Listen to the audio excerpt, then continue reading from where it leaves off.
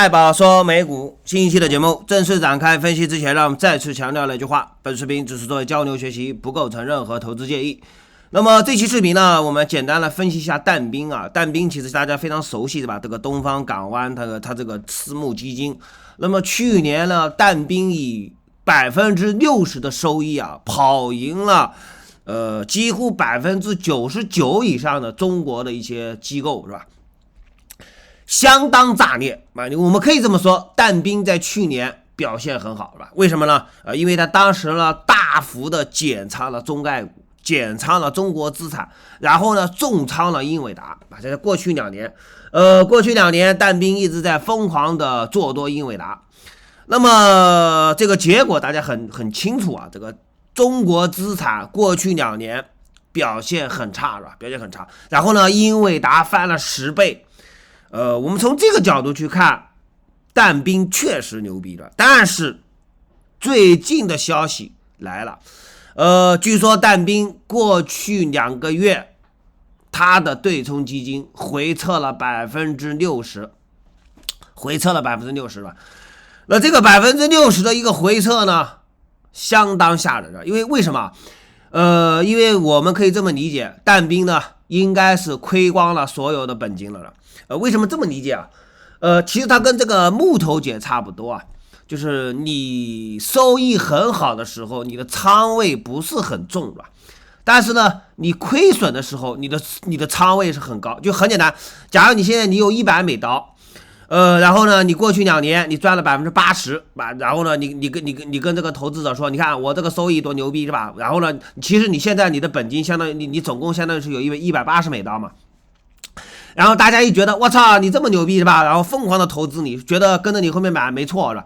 那这个时候你的仓位可能变成了500美刀，那500美刀亏个60%是吧？你其实你是亏了300美金啊，是吧？你的亏损远远超过你过去几年赚的。我觉得淡冰已经亏光了他过去2年所有赚的钱，甚至亏掉了所有的本金了。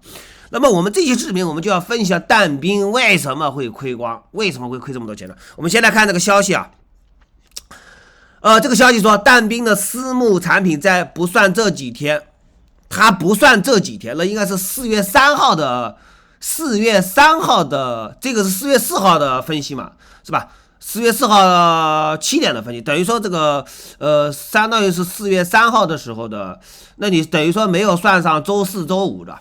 那周4周5这2天的跌幅，那是史诗级别的是吧？淡冰不算这2天的回撤，那这个朋友估计还是被低估了。因为这个过去2天这个英伟达或者是这些乱七八糟的东西，其实跌幅超过10%嘛，是吧？它就淡冰的亏损应该是回撤了70%左右。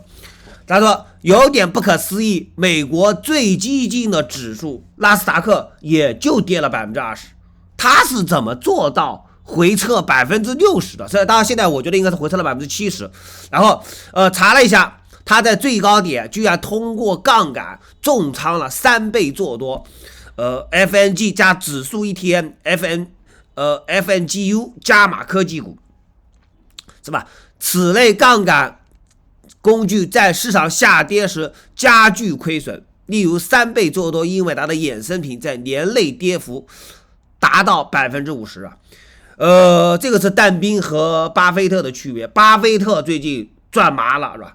我们觉得巴菲特现在特别牛逼，巴菲特在去年就把仓位降到了40%不到，而且呢，他的仓位里面大部分都是什么可口可乐呀、什么宝洁呀，类似这样的公司，很稳。虽然说最近也在跌啊，最近不可能不跌的，最近大盘跌这么多，巴菲特买的公司也在跌，但是呢，这些公司可能有跌个5-6个点、6-7个点，跌幅不算特别大。然后这些公司还发放这个一年发放个3%、4%、5%的股息吧。其实巴菲特呢，他买了很多美债，还很多这个美元这个理财基金，美债现在就是稳赚5%嘛，是吧？所以巴菲特很稳。今年甚至不仅不亏钱，可能还能大赚一笔的。等到这个股市暴跌跌到位，巴菲特手上3000多亿美金的资金啊，他肯定随时可以抄底的。我觉得巴菲特算是稳坐钓鱼台。但是巴菲特和但斌的对比就很明显了，但斌过去2年那是秒杀巴菲特，吊打巴菲特的。那我们可以这么说吧，过去2年的但斌是不是吊打巴菲特？重仓了英伟达，那肯定吊打巴菲特了。但是仅仅2个月就发生了反转。这个反转很吓人啊！我们看这个但斌的持仓，你看这个是4季度的美股持仓，他买了，当然我估计呢，他为什么现在亏这么多啊？他肯定是在这个1月份、2月份又加仓了啊！你看英伟达这个是 FNGU 是吧？3倍做多这个7大巨头 ，Facebook、微软、苹果，你说这些巨头的持仓，我觉得没什么问题啊。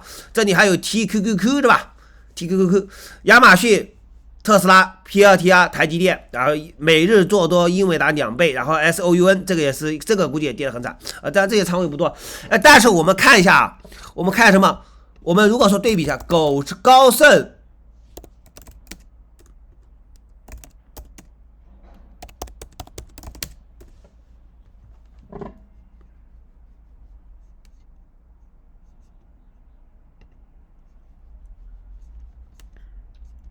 看看能不能找到这个高盛的，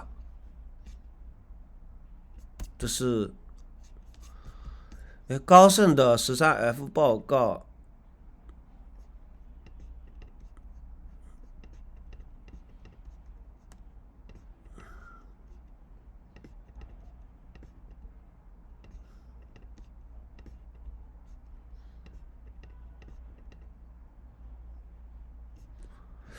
我看一下高盛的，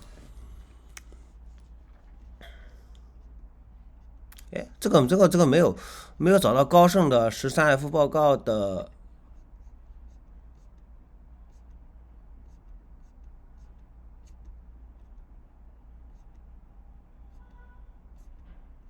没找到，没找到就算了。这里是不是有啊？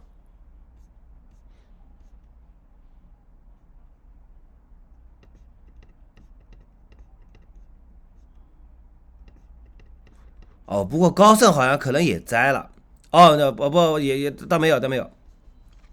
我们可以看到高盛的前10大持仓是吧？SPY、微软、苹果、IVV 这个也是一个持仓的是吧？然后亚马逊、英伟达、VOO 这个也是 ETF， 谷歌、IW， 但人家大家看到没有？他持有了 SPY 的 put， 发现没有？高盛是持有 SPY 的 put 的，看跌跟踪小盘股的裸 TF， 这个有一个是看跌的是吧？看跌跟踪美国小盘，那他买了这个做空小盘股的，应该是 IVV 是吧？是不是 IVV 啊？还是 VOO 是吧？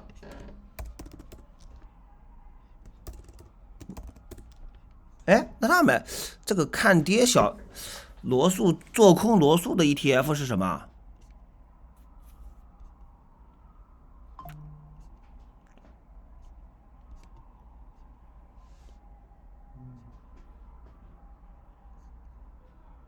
？DBET， 这个我看的不是特别懂啊。但反正这个高盛是买了 SPY 的 put 是吧？他这个买了还挺多的，个十百千万10万100万千万亿10亿，买了60多亿美刀 SPY 的 put。那这个大盘暴跌，这个高盛呢其实亏损，高盛肯定也亏，但是他亏的，我觉得高盛亏个10%了不地了，因为这个大盘跌了20%啊。高盛买了很多 SPY 的 put 的，它有对冲啊。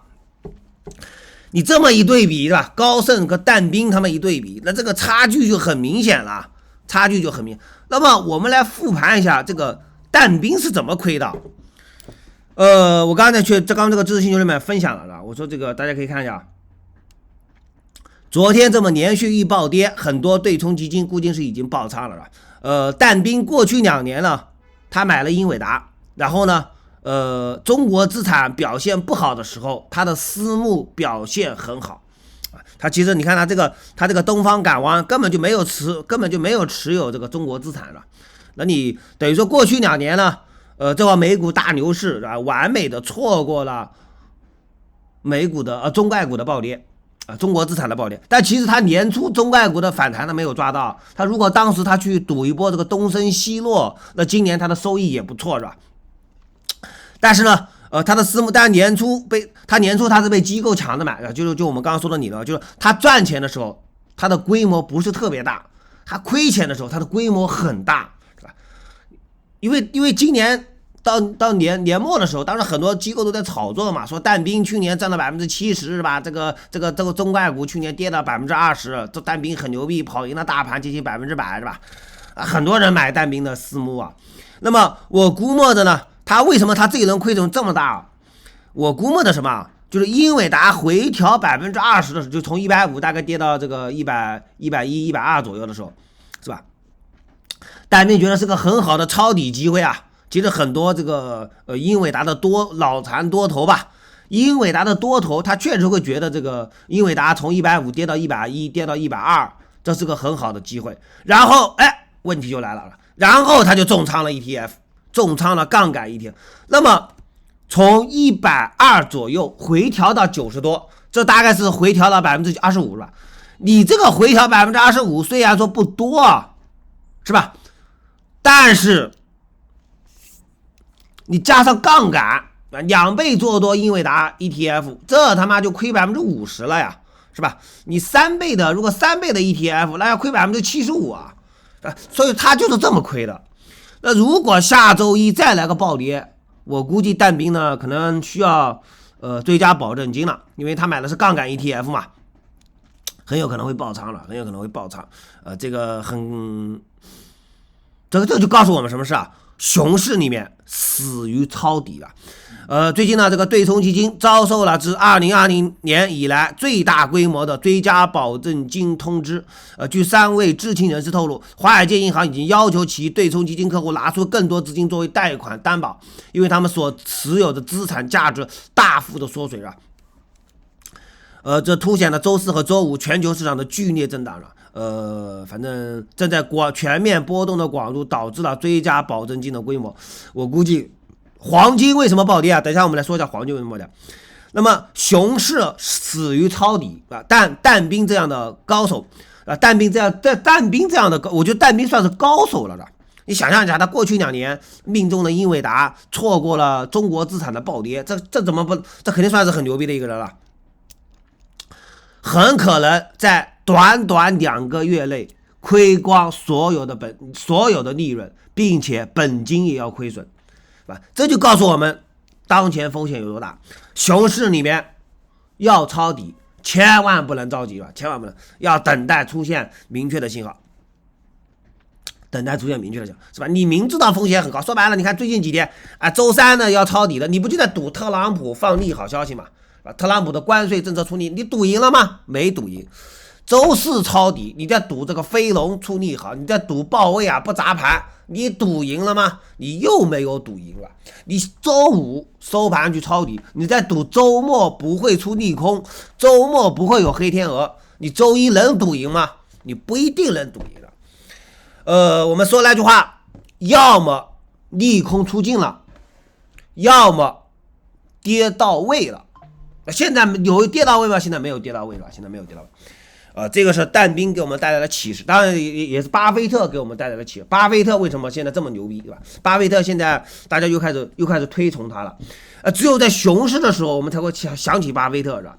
想起老人家的先见之明，想起巴菲特去年在不断的减仓。你现在再去回顾一下，巴菲特去年把那个苹果，把这个各种科技股都大幅的减仓，他的仓位只有30%、40%左右，而且全部买的是避险股，很多人还在嘲笑，这个巴菲特太保守啦，这个美股这么大的牛市，巴菲特都完美错过了。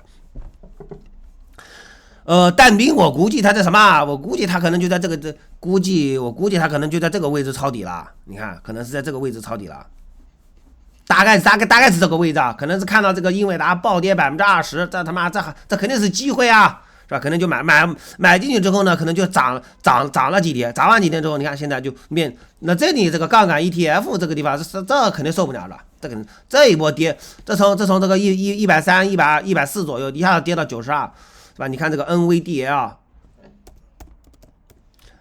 这个我们就看2倍做多 ETF， 你看这是已经我操，这跌麻了嘛？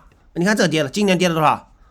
今年是跌了60%了啊，跌了60%了的这个，你看这个杠杆 ETF， 如果说你从最高点开始算，现在是最高点是88，现在是26，已经跌了70%了，是吧？这个多他妈吓人啊！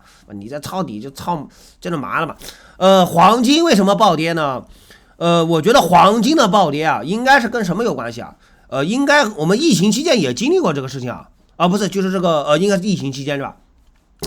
黄金呢本来是避险，本来是用来避险的，它为什么暴跌啊？因为这个很多对冲基金要追加保证金，它追加保证金，它需要卖出一些流动性很好的资产了。那现在什么资产最好，就是这个流动性最好的？那应该就是黄金了。就是如果说例如很简单，他现在重仓了英伟达，他现在亏了很多，然后他要补仓，他总不能卖出特斯拉，卖出苹果吧？他卖这些公司呢，他这个补仓的意义不大啊，是吧？因为他需要卖出一些还不错的资产，价格不错的，还在高位的。因为如果你卖出苹果补仓你的英伟达，那说白了，你卖苹果的时候，因为苹果暴跌，那是不是进一步的带崩英伟达？所以他只能卖出一些在高位的这种流动性比较好的资产啊。所以说他就是应该是就对冲基金，我觉得是卖出了黄金 ETF， 然后呢去补仓去了。这个疫情期间我们也经历过的。我们回顾一下这个应该是2008年是吧？2020年，你看当时这个黄金，那后面这个黄金其实后面跌幅也不小，看到没有？你看当时这个黄金很猛啊，在疫情期间呢，这个地方是吧？你看当时这个黄金从144涨到这个1700是吧？然后这个疫情来了，你看这几天这跌了这个跌幅啊，就是当时从这3月9号1700一下子跌到1450，这个跌幅呢，它并没有改变这个黄金的上升趋势啊，看到没有？是吧？黄金到时候到8月份还涨到2000多是吧？但是呢，它的短线呢，可能就是因为有机构要爆仓了，就是这个地方其实不是因为当时疫情期间风险很高，这里并不是这个机构不看好黄金了，是吧？而是说机构呢要卖出黄金去补仓啊，因为当时那个个股和指数跌得太快了，根本对冲基金根本扛不住了，是吧？所以这个黄金的下跌，我觉得是因为这个原因啊，因为也是从这个淡兵即将爆仓这个事件呢，让我想起了这个疫情期间这个原因是吧？OK， 今天的节目呢就到这，让我们下期节目不见不散。